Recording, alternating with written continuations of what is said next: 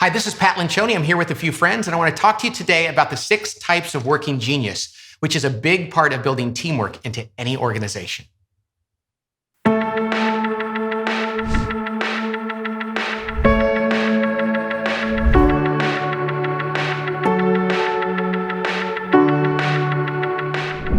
me tell you a little bit about how this came about. I have had my own company for almost 25 years, and I love it. I love the people that work there. I love what we do. But I was finding myself, actually during most of those years, about 20 of them, intermittently frustrated, and more so than I thought I should be. I was getting grumpy. I would come to work excited to be there, and I would be grumpy by noon. And I didn't know why. And people were like, what's going on? Finally, just a year ago, I was doing a Zoom call with a bunch of priests and their staff members. And I had this call, and I love that, And then the call ended, and I had to talk to some people that were actually putting the call on, and I had to give them some tough feedback about some things that didn't go well, and I hate doing that. And I had to motivate them and do all this. And then after that call ended, I looked at the whiteboard, and I was like, oh, I have an idea for a podcast, and I was happy again. And Amy, this woman that works for me, turned to me, and she said, why are you like this? I said, what do you mean? She goes, you're happy, and then you're grumpy, and then you're happy. And I thought, I'm neurotic, I guess, but I didn't understand what it was. And it started a 4-hour conversation where I realized, oh my gosh, there's certain parts of my job that I'm finding myself doing all the time that I don't really like. And I'm actually okay at doing it, and that's a problem because people were asking me to do it all the time, and I was kind of unhappy about that. And then there were other parts of my job that I could do all day, but I wasn't doing very much because I was asked to do this one thing because I was the best at it in my organization, even though I wasn't that great at it. So we developed this model, and 4 hours later, we had these circles on a whiteboard. This is what I love to do. And one of our consultants saw the circles on the whiteboard and said, what's this? And we said, oh, this is this new thing we came up with to explain why I get frustrated. We think it's kind of interesting. And he was like, oh, that's interesting. The next day, 12 hours later in the morning, he was on a Zoom call with a CEO of a company. And the CEO was frustrated. And this consultant said, let me tell you about this thing I just learned. And he put it up there. And the CEO had tears in his eyes. He's like, that's what I've been struggling with for years. And we said, oh my gosh, there's something here. And that led to this thing that we call the 6 types of working genius, which is really about understanding your God-given talents and knowing how to use others and getting them in the right place so they can perform the best they can. So let me tell you about what those 6 types are, okay? So these are not only 6 types, but these 6 things are the way work gets done. These are the 6 activities that are involved in any kind of work. Starting up a new church, rolling out a new children's ministry, planning a family vacation, launching a product within a company. Any kind of work involves 6 different talents and steps, if you will. And it goes like this. The first one is called wonder, the genius of wonder. Some people have a God-given genius of wonder. This doesn't sound practical, and most people don't even know it's a genius, but it totally is. My wife has this genius, and I know other people that do too. Most people that have it don't think it's a genius. In fact, they get criticized for doing it. And yet an organization or a project that doesn't have it is going to miss something huge. People with the genius of wonder can ponder and think about things and speculate and go deep inside and think about things for hours. Like, why is the world the way it is? Is this really enough? Could this be better? Are the people in the pews, are they happy? Are we being everything we can? Some people have a natural inclination to do that. And it's the first step in work. Somebody has to ask the question, why? Is this the best it can be? That, the genius of wonder, leads to the second genius, which is a genius of invention. Because see, some people don't wonder.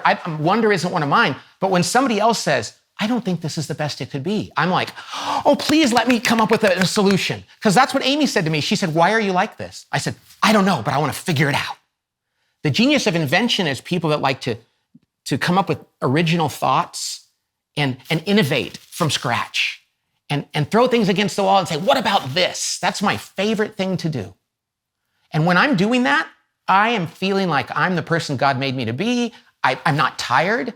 My friend Cody, he likes to say, burnout doesn't happen because of the amount of work we do. It's the kind of work we do. I know people that work 30 hours a week and are burned out because they're working outside of their genius. Other people are working within their genius and they can go for a long time because they're doing what God meant them to do.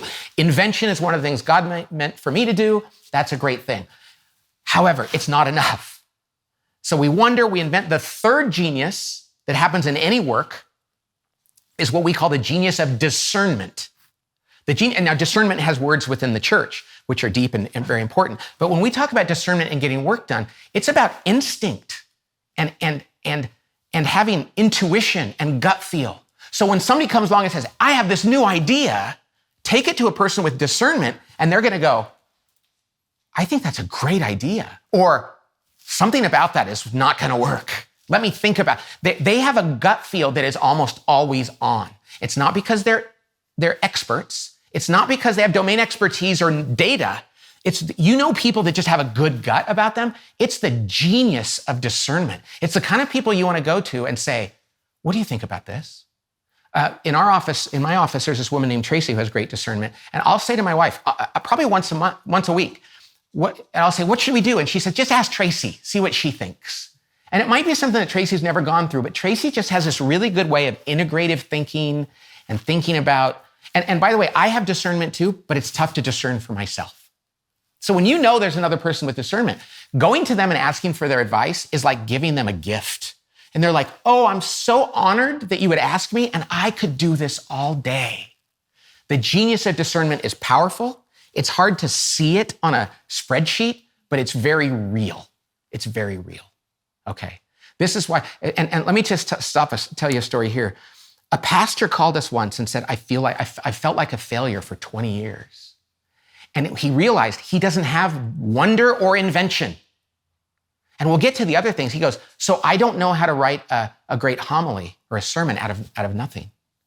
It's a real struggle for me. And I thought, what a failure I am. I'm a pastor. I should be able to do that.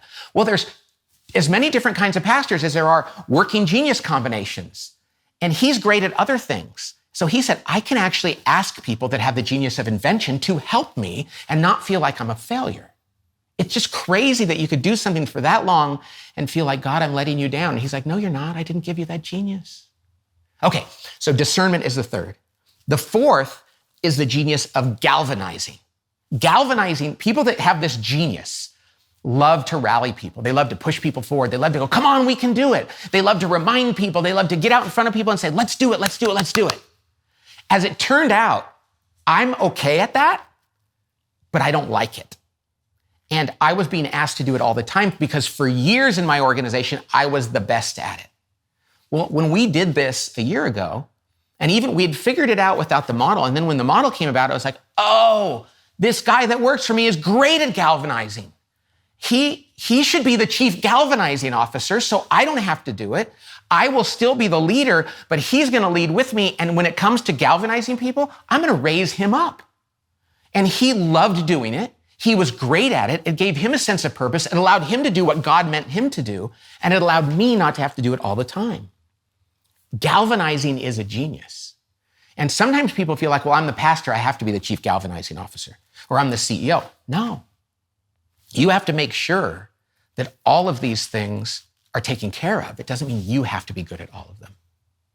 You know, my friend Cody likes to say, if somebody were to say, what's the best kind of pastor? What's the best geniuses? It's like the self-aware. Whatever you're at, just know it and get other people around you that are good at those things. That's the truth.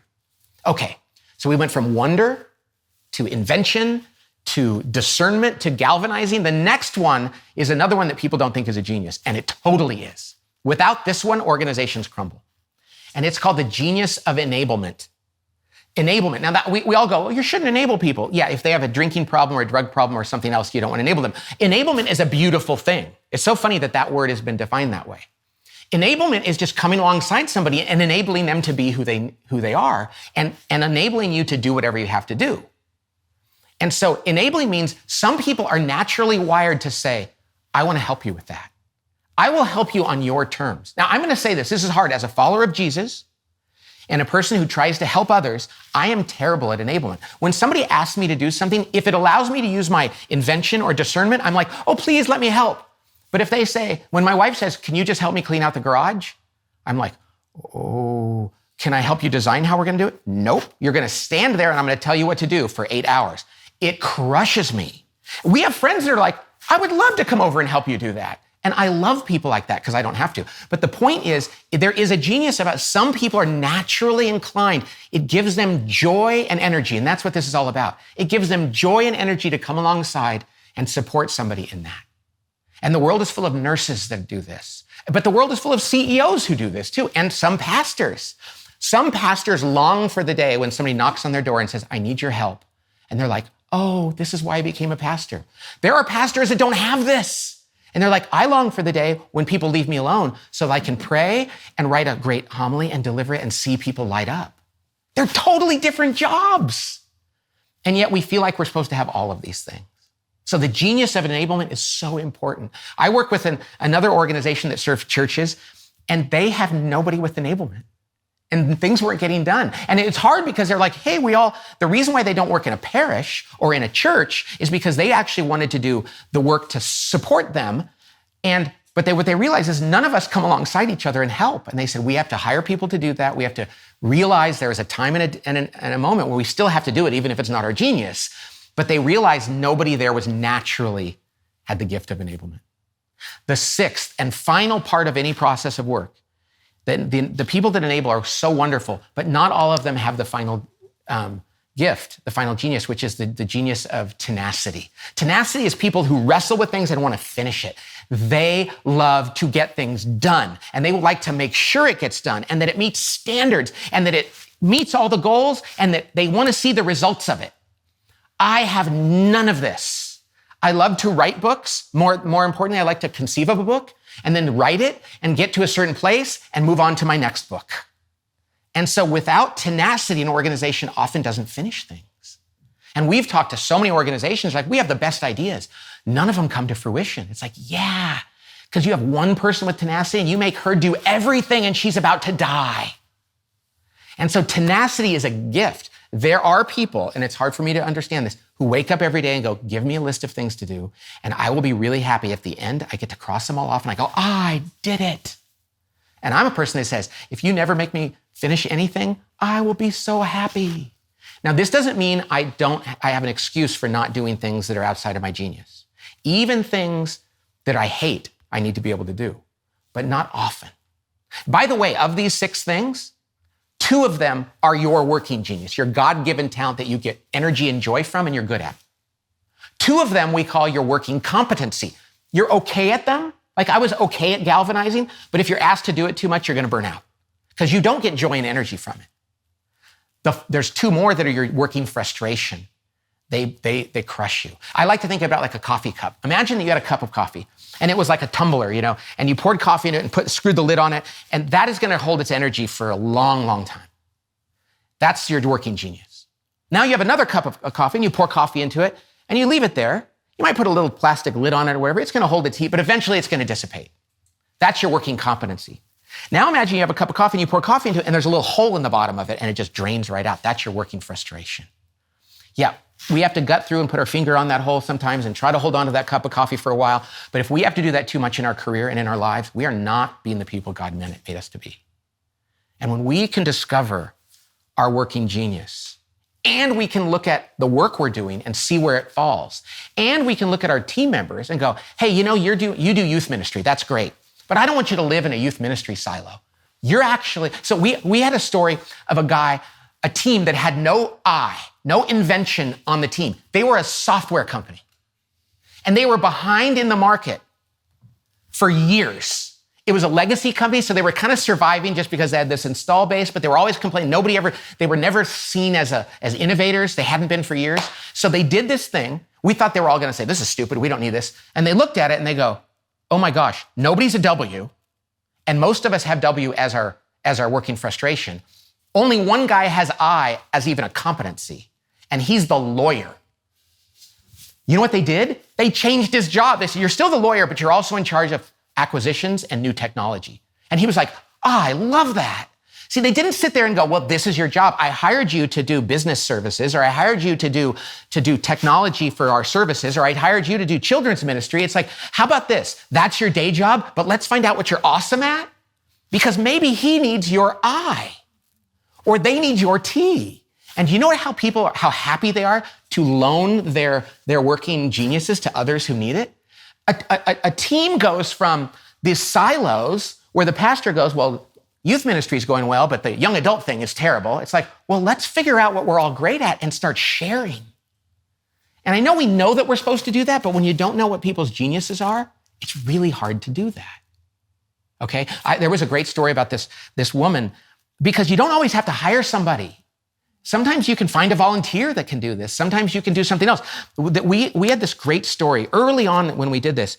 There was a woman that got hired into a company that was having sales problems, and she was fantastic. She was a good cultural fit, and she made their numbers. She cranked, she got stuff done. She was really disciplined, and it was fantastic. But then the world changed, all the things going on lately, and they said, we need a new strategy. So they asked her to come up with a new strategy because it was her department. She had no I or W. She was all T and E. They're like, I crank. And they loved that about her. Well, she couldn't come up with a strategy, so they're like, I guess maybe we have to get rid of her. They were really thinking about this. And they did the working genius, and she was like, yeah, I'm terrible at that. And they go, that guy in marketing is really good at that. He came in like 3-hour meeting with the team, came up with a new strategy. Now she's back leading the team, they're cranking and all this stuff. They were gonna lose somebody. We've heard so many stories about organizations that were gonna fire somebody because they had them in the wrong seat. And as soon as they figured it out, they just said, why are we asking something of you that you're not a genius at? If you're a cultural fit, you're humble, hungry, and smart. Let's just figure out how to use you. It's a tragedy in any organization, but especially in a church, when a person loves Jesus, they're humble, hungry, and smart, they're just in the wrong role, and we go, I guess you gotta leave. Now, there are times when it's like, hey, we're a small church, we have nothing else for you to do. Gosh, I'm really sorry, but maybe we need to find you, but we're gonna help you find a place where you can shine. But most of the time, you can find it internally. So that's the power of the working genius model. The beauty is too, it doesn't take long to do it. And you look at this team map that we have, and you look at your team and you go, none of us are good at that. No wonder we suck at that. Or there's too many of us that do, how can we arrange? And it's so fast. And I think it's so godly because it's like God gives us those talents. We don't get to pick them. We don't get to pick them. So that's the 6 types of working genius. There's a couple things I want to tell you about working genius I think is interesting. The first two things, wonder and invention, that's called ideation. That's where you get to come up with new ideas. And there's plenty of that in churches. The next 2 are called activation. That's where we take the idea and make sure it's doable. Like, have we evaluated it and got people excited? The last 2 are called implementation. Let's go get it done now. A lot of people forget the middle step. Somebody comes up with a beautiful idea and the other people just go try to implement it and nobody's really thought about it in between.